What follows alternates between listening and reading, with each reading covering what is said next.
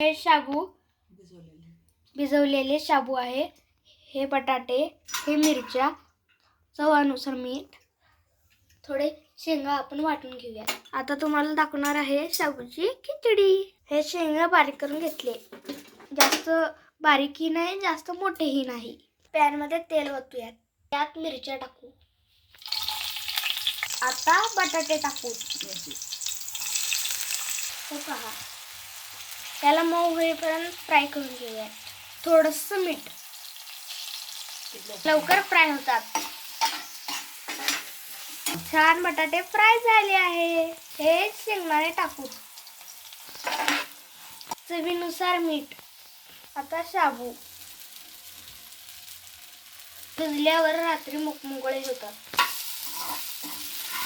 खायला छान लागणारे मोकळे शाबू खिचडी तयार झाली आहे।